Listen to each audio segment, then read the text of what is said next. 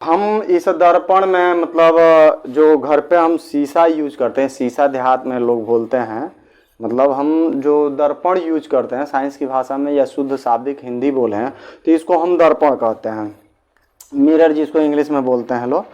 तो आखिर में हम इसमें अपना देखते हैं चेहरा, तो क्या दिखाई देता है? हमारा ही चेहरा दिखाई देगा।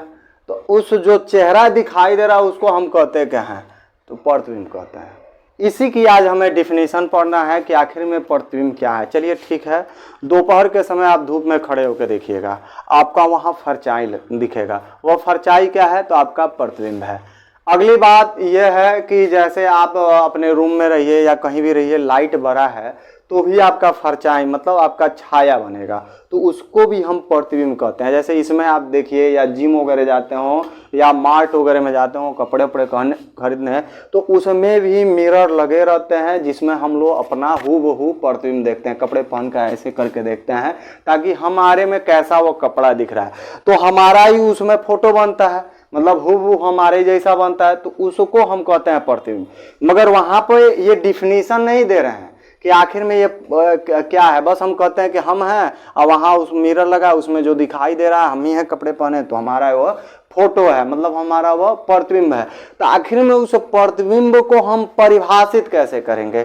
मतलब इस पे क्वेश्चन क्या करता है, बोर्ड में हाई स्कूल में भी आता है और इंटर में भी आता है, कहता यही है प्रतिबिंब क्या है, प्रतिबिंब किसे कहते हैं, प्रतिबिंब की परिभाषा दीजिए और ये प्रतिबिंब होते कितने प्रकार के हैं, इतने तरीके के इस पे क्वेश्चन पूछता है। तो चलिए देखते हैं, इसको बहुत बेहतरीन तरीके से हम इसका डिफिनीशन पढ़ाते हैं, जो मुश्किल से आपको 10 सेकंड भी नहीं लगेगा, आपको तैयार हो जाएगा। देखिए प्रतिबिंब क्या है, कोई भी वस्तु ले लीजिए, आपको लेना क्या है, कोई भी वस्तु, जैसे ये पेन है इसको भी ले लें, तो क्या ये मिरर है कहेगा कि तुम्हारा हम इसमें फोटो नहीं बनाएंगे?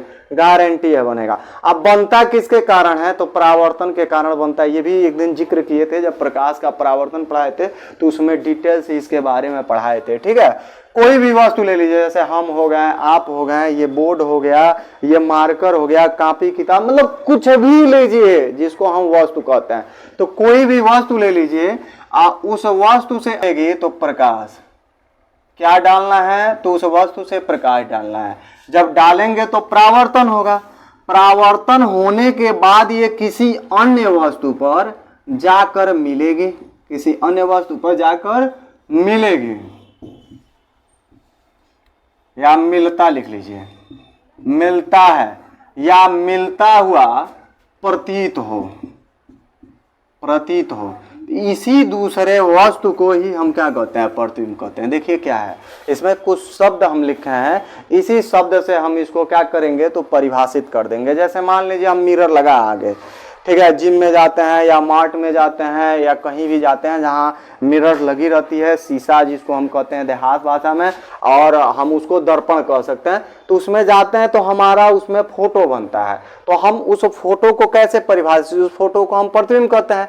तो आखिर में इस प्रतिबिंब को परिभाषित कैसे करेंगे? जैसे आप कभी सुबह 4 बजे उठकर और अपने आप को क्या करिएगा, तैयार करिएगा, जैसे बाल झाड़ना है, चेहरे पे क्रीम लगाना है और बल्ब न जलता हो, मान लो मोमबत्ती जलाया हो या ढेबरी जलाया हो, तो कैसे आप देखोगे उसमें कि आपका प्रतिबिंब बन रहा है? क्या करोगे, आप लालटेन उठाओगे और वहां शीशा लगाओगे और तब अपना फोटो देखोगे, दिखाई देगा? कत्ते आप नहीं दिखाई देगा। आपको करना क्या है, ये मिरर है और ऐसे आप अपना इमेज लेते हो, तो इसके लिए आपको क्या करना है, चेहरे पे ऐसे लाइट बारना होता है। लाइट बारोगे इसमें एकदम साफ दिखेगा, क्यों? क्योंकि इसमें परावर्तन होगा, आपके चेहरे पर प्रकाश पड़ेगा, यहाँ से रिफ्लेक्शन होगा, तो इसमें आपका इमेज एकदम बनेगा अच्छे तरीके से, वही परावर्तन लिखे हमने।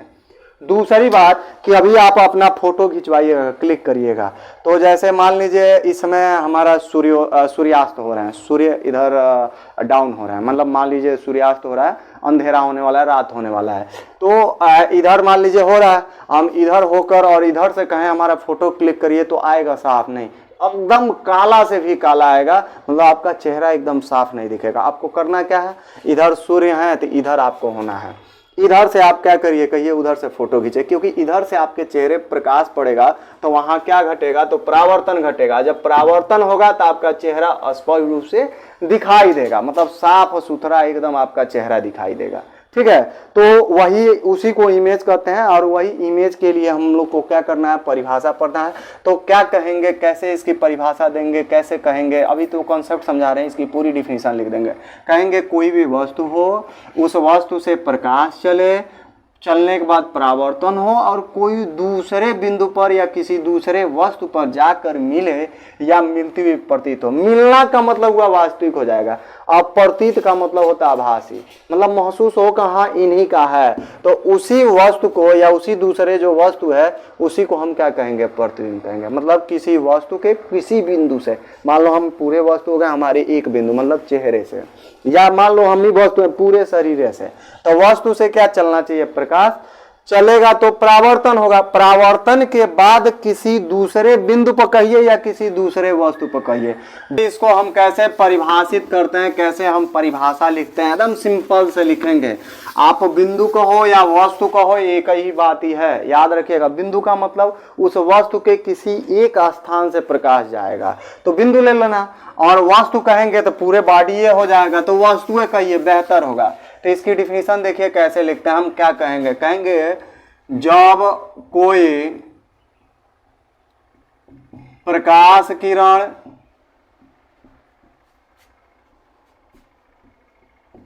किसी वस्तु से चलकर परावर्तन के पश्चात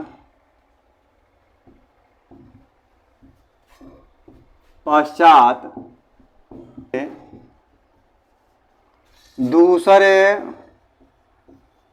वस्तु पर जाकर मिलती है या मिलती हुई प्रतीत होती है,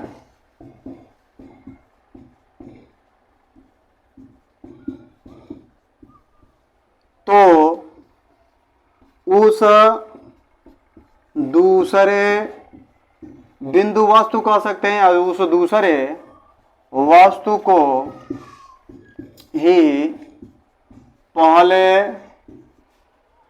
वस्तु का प्रतिबिंब कहते हैं।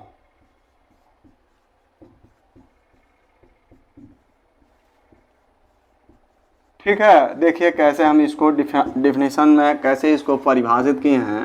जो आप अपना शीशा में चेहरा संवारते हो, बाल संवारते हो, तो आपका जो इमेज दिखता है उस इमेज को हम कैसे परिभाषित करते हैं, या हम लोग कहते हैं थोड़ा एक इमेज हमारा क्लिक कर लो, फोटो खींच लो, तो आखिर में वो इमेज को हम कैसे परिभाषित करेंगे, तो कहेंगे जब कोई भी प्रकाश किरण किसी वस्तु से चलकर परावर्तन के पश्चात किसी दूसरे बिंदु पर जाकर मिलेगी या मिलती हुई प्रतीत होगी, तभी उस दूसरे बिंदु को या बिंदु वस्तु को पहले बिंदु वस्तु का क्या कहेंगे, प्रतिबिंब कहेंगे। जैसे हम सिंपल से दिखा रहे हैं, जैसे इस समय इधर से हम अपना चेहरा दिख रहे हैं, दिखाई दे रहा है। ठीक है, अब एक चीज और देखिए, इस चेहरा को देख रहे हैं, मान लीजिए दाढ़ी मूछ ऐसे करना है या इस पर क्रीम पाउडर लगा रहे हैं, उसको अच्छे से मिलाना है तो मिल रहा है, मगर वही अंधेरे में देखेंगे दिखाई देगा नहीं। क्यों नहीं? क्योंकि आपके चेहरे पर रिफ्लेक्शन नहीं हो रहा है। दूसरी बात, आप देखने के लिए क्या करोगे, अपने चेहरे पर ही लाइट मारोगे। कई लोग वह रील वगैरह बनाते हैं तो उसमें भी एक लगाए रहते हैं लोग, जो फोकस मारता है चेहरे पर, अब उसका जो भी नाम हो, प्रकाश देता है, वो स्पेशल चेहरे पे ही देगा, या जहां उसको फोकस करना होगा वहीं देगा और वहां स्पष्ट रूप से दिखाई देगा। अक्सर वो फिल्टर, वो पता ना क्या कहते हैं लोग, वैसे ही कुछ लगाए रहते हैं लोग, ताकि उसके चेहरे पर एकदम लाइट मारे रहे और तब स्पष्ट रूप से उसका खूब साफ इमेज आएगा। इससे पहले अभी देखिएगा शादी ब्याह में वीडियो रिकॉर्डिंग वगैरह भी होता है, तो उसमें देखिएगा हाइलोजन जलाते हैं या फ्लैश लाइट जला देते हैं लोग, और तब रिकॉर्डिंग करते हैं, क्योंकि साफ सुथरा आएगा इमेज। ठीक है, साफ सुथरा फोटो आएगा, साफ सुथरा वीडियो रिकॉर्ड होगा, तो ये प्रक्रिया होती है। तो उसी को हम क्या कहते हैं, क्या होता है वहाँ परावर्तन होता है, तभी तो इमेज दिखाई दे रहा है, वो या वह वस्तु का इमेज बन रहा है। ठीक है, तो उसी इमेज का परिभाषा था प्रतिबिंब क्या, अभी कितने प्रकार के होते हैं, तो ये दो प्रकार के होते हैं, एगो प्रतीत हो रहा है, एगो मिल रहा है। तो मिलेगा तो उसको वास्तविक कहेंगे, प्रतीत होगा तो उसको आभासी। इसको अगले टर्न में हम पढ़ाते हैं, अगला हेडिंग डालकर प्रतिबिंब के प्रकार में पढ़ा देंगे ताकि छोटा छोटा टॉपिक को आसानी समझ में आ जाए। देखिए क्या कहेंगे, कहेंगे जब कोई भी प्रकाश किरण किससे, तो किसी वस्तु से चलकर परावर्तक, किसी वस्तु के जगह पर किसी बिंदु यूज कर सकते हैं या किसी वस्तु के किसी बिंदु से भी यूज कर सकते हैं। चलकर परावर्तन के पश्चात किसी दूसरे बिंदु पर जाकर मिलेगा या मिलती हुई प्रतीत होगा तो ही उस दूसरे बिंदु को हम क्या कहेंगे, तो पहले बिंदु का प्रतिबिंब कहेंगे। एकदम सरल है, समझ में आए हुए तो लाइक शेयर सब्सक्राइब जरूर कीजिएगा। ठीक है, धन्यवाद।